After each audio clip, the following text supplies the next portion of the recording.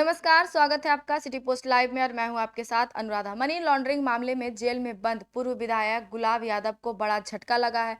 PMLA prevention of money laundering act court ने उनकी जमानत याचिका को खारिज कर दिया है।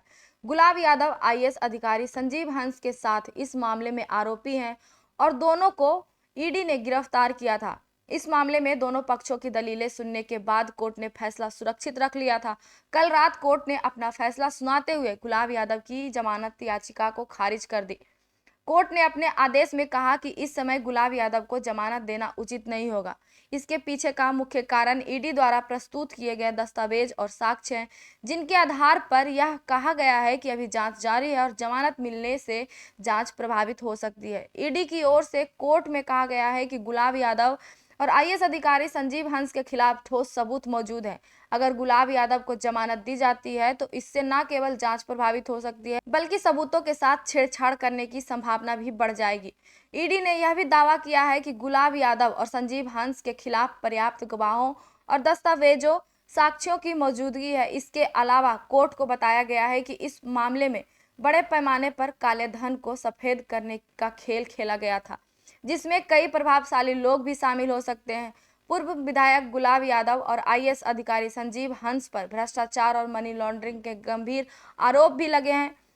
ईडी ने दोनों को कई महीनों पहले गिरफ्तार किया था और तभी से वो जेल में बंद है।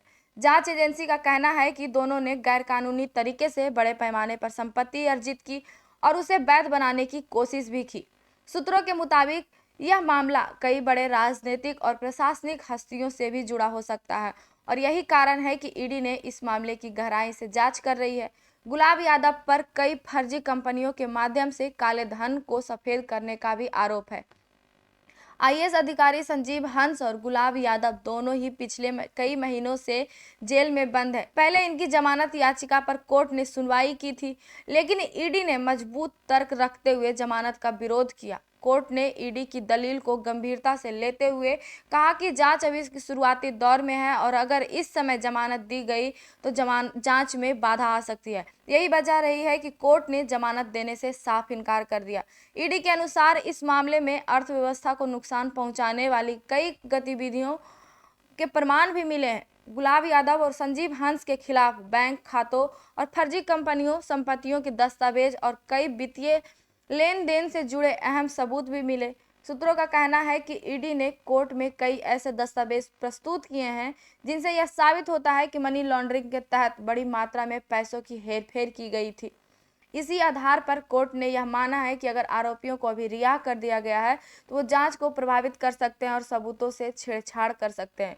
गुलाब यादव को जमानत न देने के पीछे मुख्य वजह यह भी हो सकती है कि वह एक पूर्व विधायक रह चुके हैं और जांच एजेंसियों का मानना है कि वो अपनी राजनीतिक पहुंच का इस्तेमाल कर सबूतों को प्रभावित कर सकते हैं। ईडी के पास उनके खिलाफ पर्याप्त दस्तावेज सबूत हैं जिनसे उनकी संलिप्तता साबित होती है।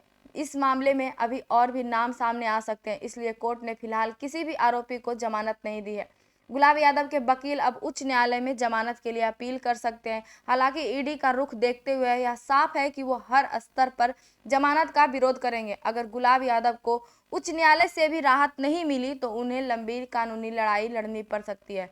इसके अलावा ईडी इस मामले में अन्य आरोपियों से भी पूछताछ कर सकती है और नए नाम सामने भी आ सकते हैं। गुलाब यादव की गिरफ्तारी और जमानत याचिका खारिज होने के बाद राजनीतिक गलियारों में हलचल तेज हो गई है। विपक्ष इस मामले पर सरकार को घेरने की कोशिश कर रही है, जबकि सरकार का कहना है कि जांच एजेंसियां स्वतंत्र रूप से अपना काम कर रही है। तो फिलहाल इस खबर में इतना ही। आगे की खबरों के लिए बने रहे सिटी पोस्ट लाइव के साथ।